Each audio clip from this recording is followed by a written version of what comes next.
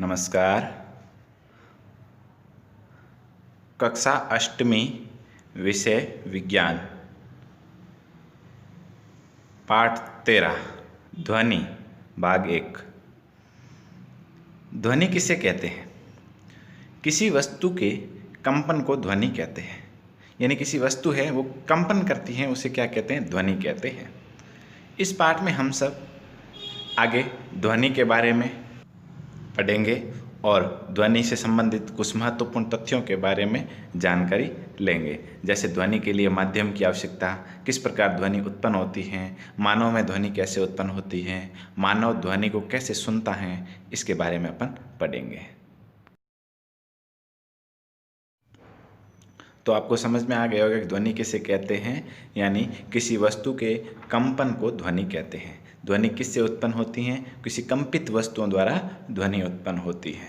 तो इसमें अपन आगे विस्तार से ही इस ध्वनि के पाठ को अध्ययन करेंगे। पहला है ध्वनि के लिए कि वो उत्पन्न कैसे होती हैं, उससे पढ़ेंगे। पहला है अपना, ध्वनि कंपित वस्तुओं द्वारा उत्पन्न होती है। यानी ध्वनि है वो उत्पन्न कहाँ से होती है? कंपित वस्तुओं, यानी ध्वनि को किसी भी कंपन होता है तो वहाँ से ध्वनि उत्पन्न होती है।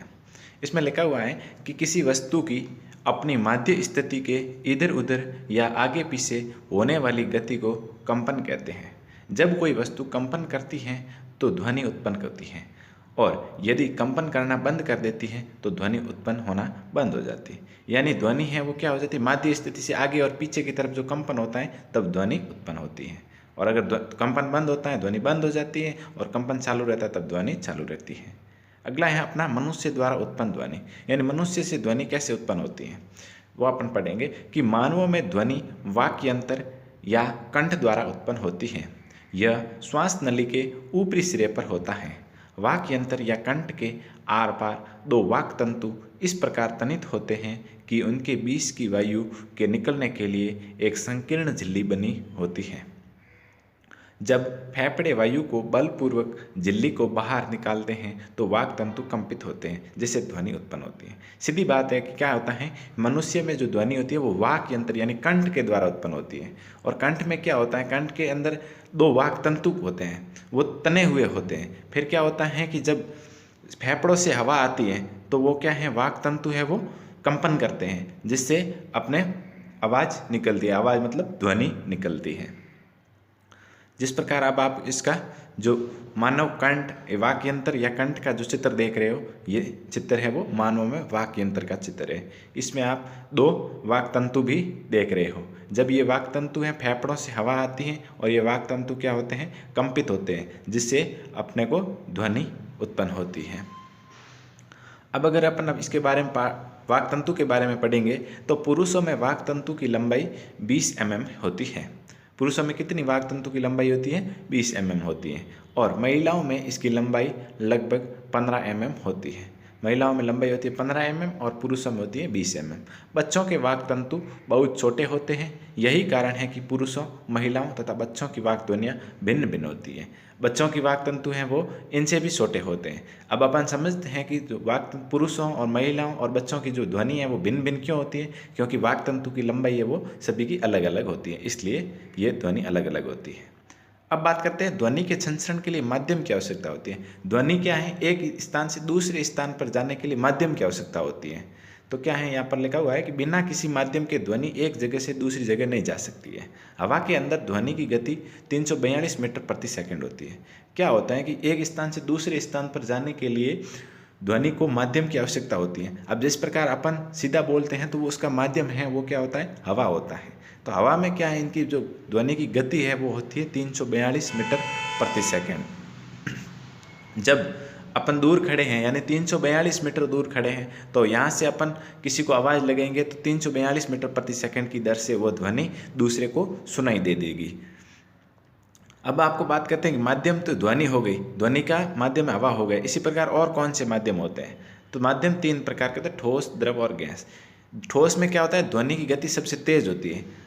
ठोस में हमेशा तेज होती है, ये याद रखना है। और द्रव में है वो मध्यम गति से चलती है, और गैस में इनकी ध्वनि सबसे धीमी गति से चलती है। तो सबसे अधिक ध्वनि किससे तेज होती है? ठोस में, उसके मध्यम में होती है वो होती है द्रव में, और गैस में होती है वो कितनी होती है? सबसे धीमी होती है। अब हमें आपको बता भी दिया है कि कितनी होती है, 342 मीटर प्रति सेकंड होती है। वो कितनी होती है ध्वनि की हवा में गति होती है। इस प्रकार अपन आगे बढ़ते हैं तो अपन ध्वनि को अपने कानों के द्वारा सुनते हैं। ध्वनि को अपन सुनते कहाँ से? कानों से सुनते हैं। और बोलते कहाँ से हैं? उत्पन्न कहाँ से होती है? वाक तंतु से होती है। कान की बाहरी आकृति कीप फनल जैसी होती है। जब ध्वनि इसमें प्रवेश करती है तो यह एक नलिका से गुजरती है जिसके एक सिरे पर पतली तनित झिल्ली होती है जिसे कर्णपटह कहते हैं। यह एक महत्वपूर्ण कार्य करता है। कर्णपटह एक तनित रबड़ की सीट के समान होता है। ध्वनि के कंपन कर्णपटह को कंपित करते हैं। कर्णपटह कंपनों को आंतरकर्ण तक भेज देते हैं। वहाँ से संकेतों को मस्तिष्क तक भेज दिया जाता है। इस प्रकार हम ध्वनि को सुनते हैं। क्या होता है? सीधी बात है कि जो ध्वनि है वो सुनते हैं तो कान की बाहरी आकृति, यानी बाहर की आकृति कान की होती है, वो कैसी होती है? कीप जैसी होती है, फनल।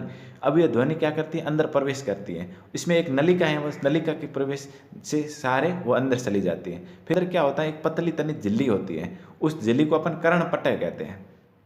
फिर क्या होता है? यही एक महत्वपूर्ण कार्य करती है। और ये जो पतली तनित होती हैं वो क्या करते हैं? रबड़ की सीट के समान होता है, और ये कंपन है वो कर्णपटह पर कंपित होते हैं और वहाँ से अपने को आंतरकर्ण तक भेज देते हैं और उसको संकेतों को मस्तिष्क तक भेज देते हैं, जिससे अपने ध्वनि को सुनते हैं।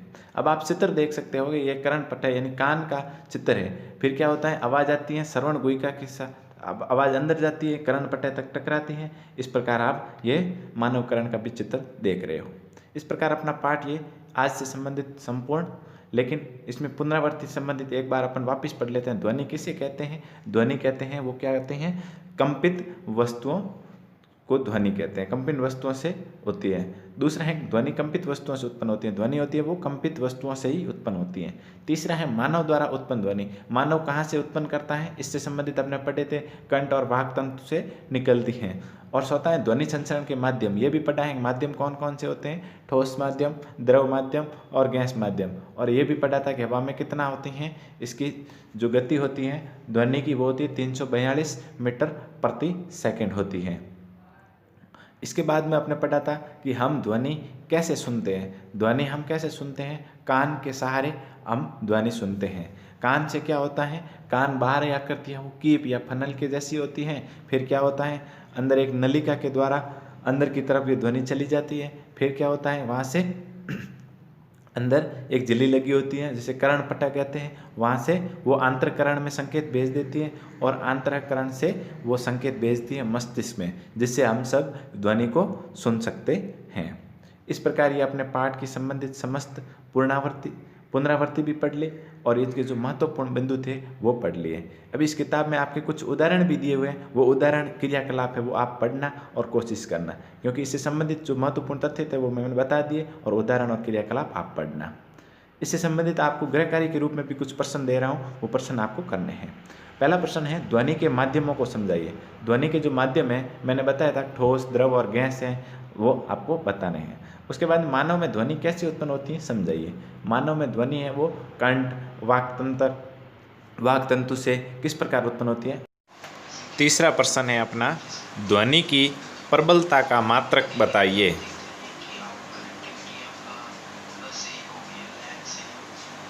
धन्यवाद।